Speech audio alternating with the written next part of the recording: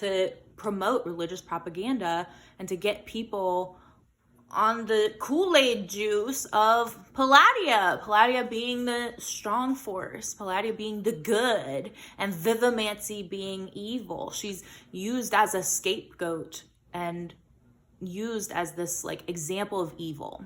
Other places you've seen this, The Walking Dead. The Walking Dead, again, there's a distance between Rick and religion. And the apocalypse is something that's foretold in the Bible. And so there are lots of religious undertones in The Walking Dead, but it's used ironically most of the time. There's lots of times where Rick, who is leaning towards agnostic or atheist, talks about how God has a funny sense of humor. All of these horrible things happening and we have to live through it. And then you have characters like Herschel, due to his religious lens and upbringing, sees the zombies as sick people and he starts hoarding them. And he's a doctor too, so he's thinking, oh, once there's a cure, we can just help the sick. Like, it's fine. Like, the Bible tells us to help people, so I'm gonna help them. There's also lots of scenes where they're in a church, they have pastors.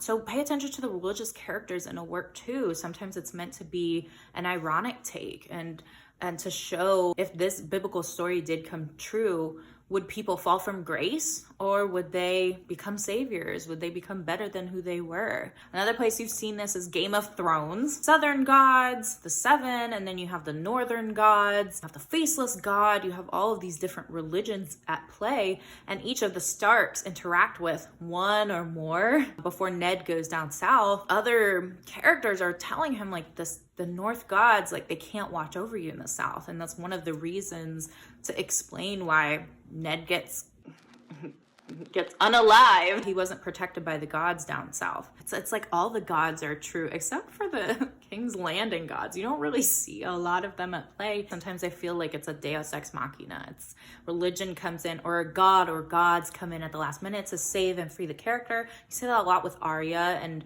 her interactions with the faceless god. You also see that in the north with Bran being helped to survive by the children of the forest. Lots of different examples. There's not really one overarching meaning to religious constructs being built. Sometimes it's used as a plot device. Sometimes it's used to show religious undertones in regards to like socioeconomic and racial disparities. And then sometimes it is ironic. What do you think? Have you read Alchemised? Do you have any other shows or books that have different takes on religion? Drop down in the comments. Follow me for more arts and cinema and arts and literature analyses.